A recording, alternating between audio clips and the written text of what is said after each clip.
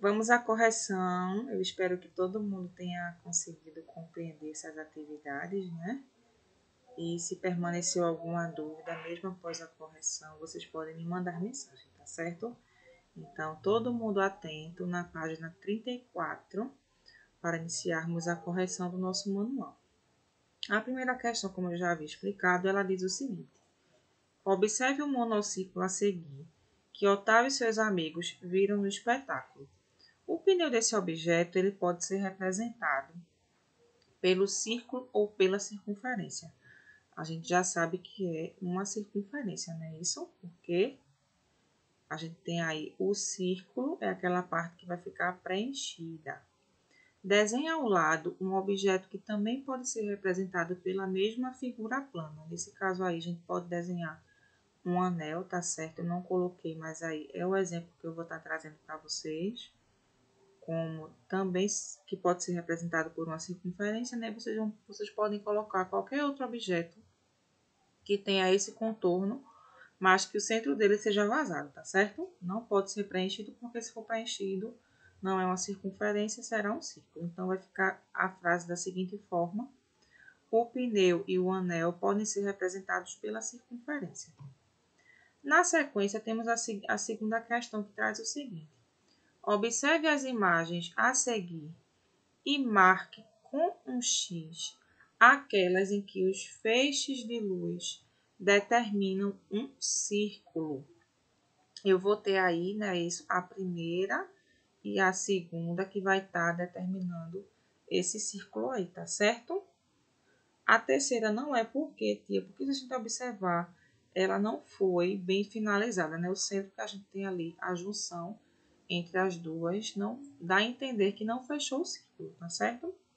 Terceira questão. Durante o espetáculo, as crianças ficaram impressionadas com um grupo de artistas que andavam de bicicletas, equilibrando pratos nas mãos e na cabeça. Letra A. Você consegue enxergar duas circunferências na imagem ao lado?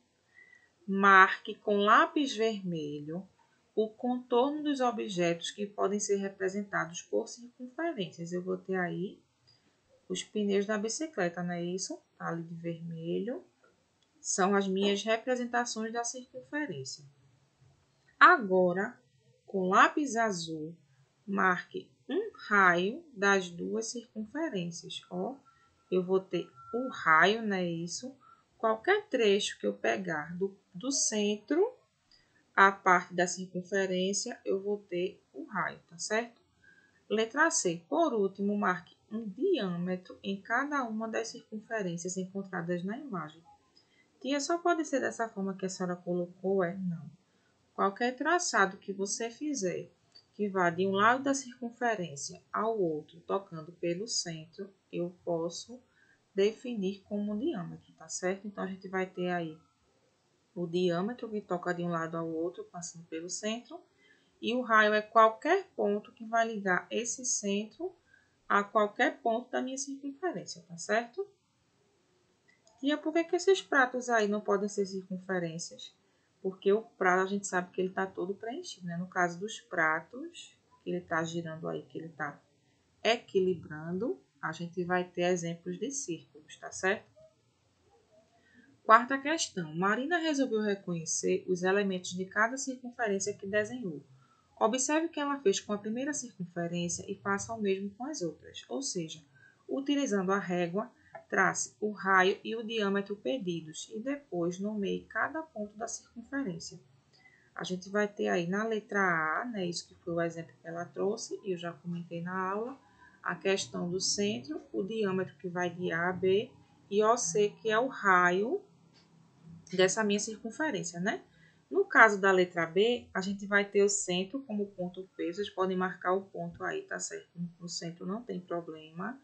O diâmetro AB, ele tem que tocar esse centro, não necessariamente ele precisa estar na diagonal, tá certo? Vocês podem colocar ou na horizontal ou na vertical, mas ele precisa tocar o ponto P, né, que é o centro. E o raio pode ser PB ou pode ser PA também, né? Mas nesse caso aí, ele pediu PB. Na letra C, a gente vai ter o centro como ponto O, o diâmetro como DE e o raio, ele solicitou o segmento OE, mas também pode ser EO, também pode ser OD ou DO, tá certo? Não tem problema. E na letra D, o centro já é o ponto A, o diâmetro é o segmento CB e o raio é AE. No caso, o raio ele especificou, então vai ser do centro ao ponto E, tá certo? O AB também é raio, tia, com certeza. O AB é raio, o AC é raio. Mas nesse caso aí, ele especificou que quer o AE, que foi um outro segmento construído, né?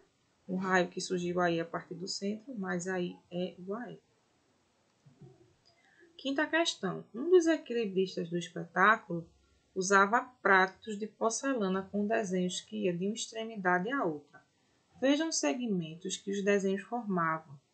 Observe novamente todos os pontos e segmentos formados no prato e assinale com V para verdadeiro e F para falso as afirmações a seguir sobre cada elemento da circunferência acima.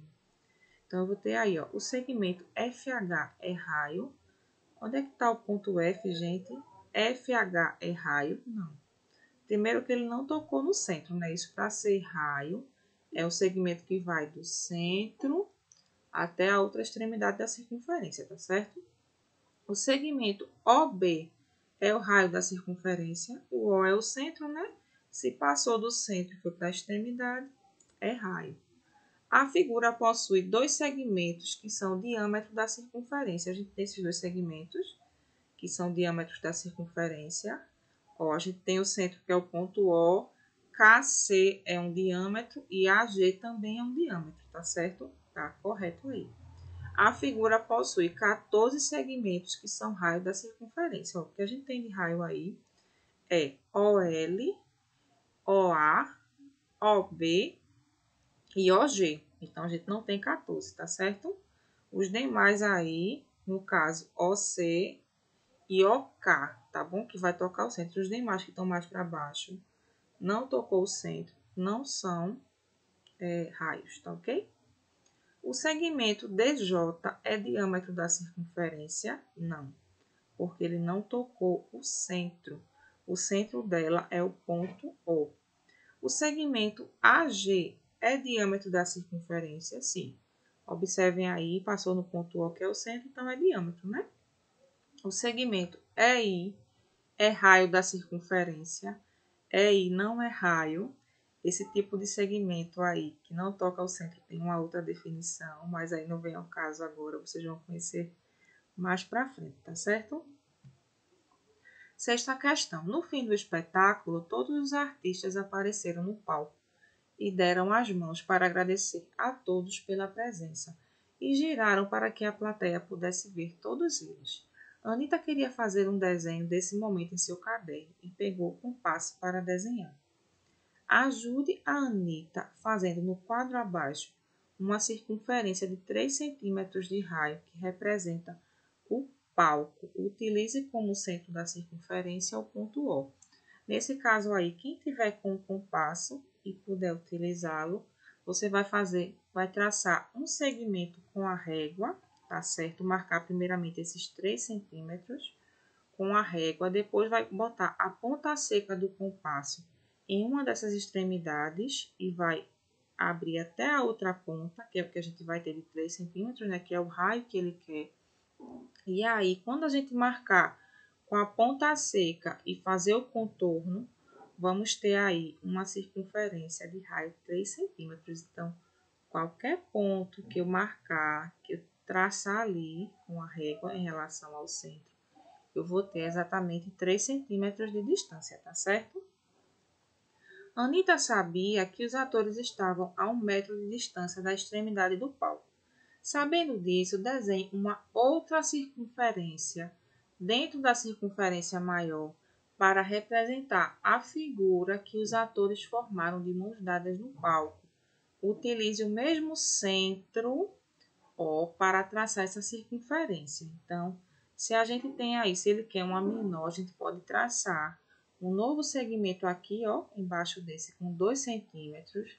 Novamente, vamos pegar a ponta seca do compasso, traçar, marcar ela no final e até o outro ponto com 2 centímetros, tá certo? aproveitar o mesmo centro do ponto O e traçar uma circunferência menor, que vai ter aí um raio de 2 centímetros, tá certo? Sétima questão. Em um estacionamento havia carros e motos. A quantidade de carros é o triplo da quantidade de motos. Sabendo que no total havia 88 veículos, quantas motos havia no estacionamento? Então, a gente vai estar dividindo isso aí por quanto, gente? Inicialmente, vamos dividir por 4, não é isso? E na sequência, vamos multiplicar por 3. 3 vezes 22, né, que é o resultado da minha divisão, e somar com 66, que é exatamente 3 vezes 22. Então, temos aí, aqui é um sinal de mais, tá certo?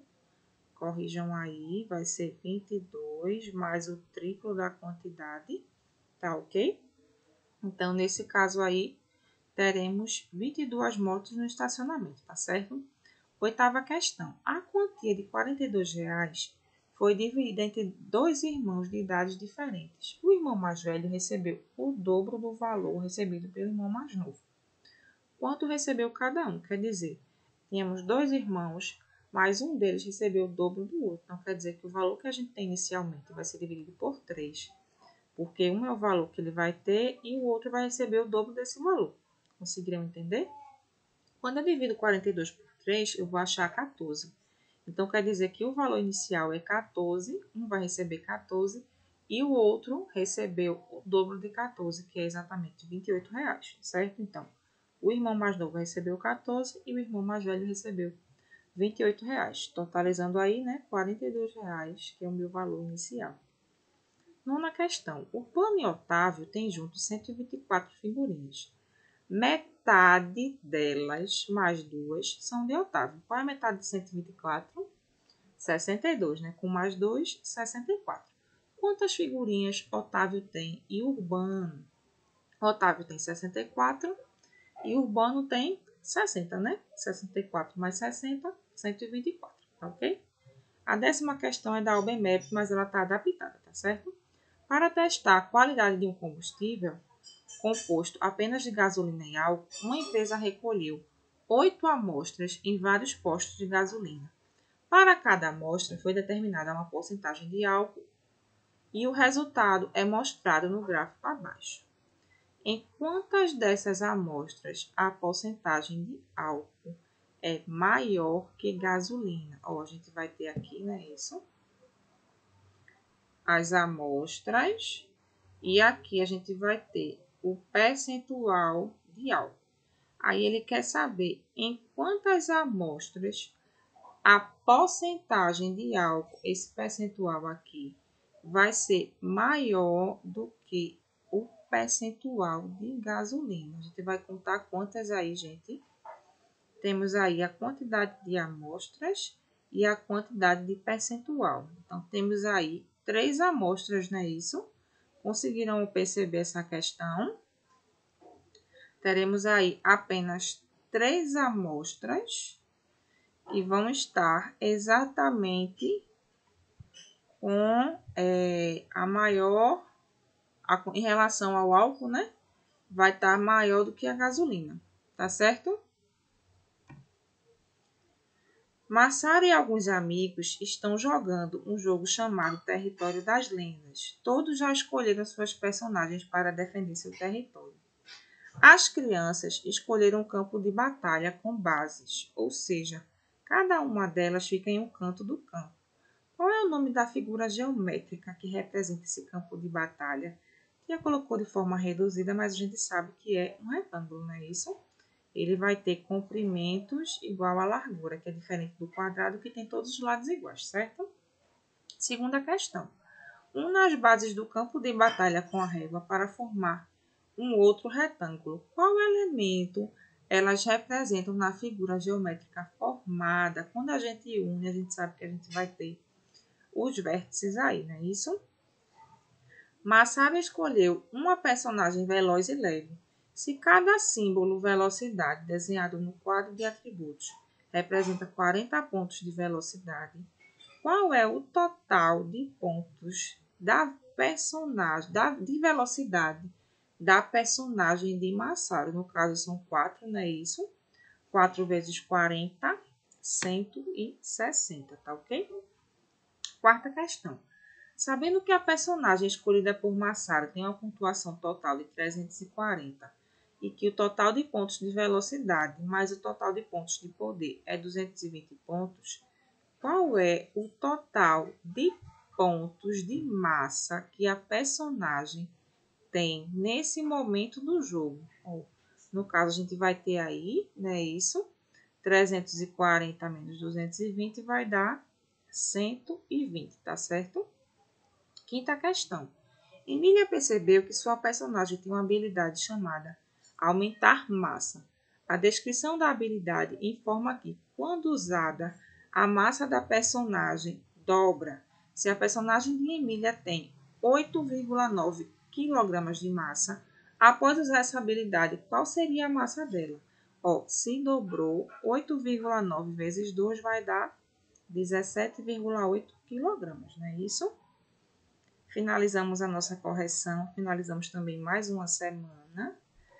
Caso tenha restado alguma dúvida, vocês podem me mandar mensagem, tá certo? Um beijão a todos. Essa semana vocês têm um feriado aí, vão ter um descanso na segunda-feira. Não terão aula de matemática tia Dani, então aproveitem o final de semana. Um beijo a todos e até a próxima aula.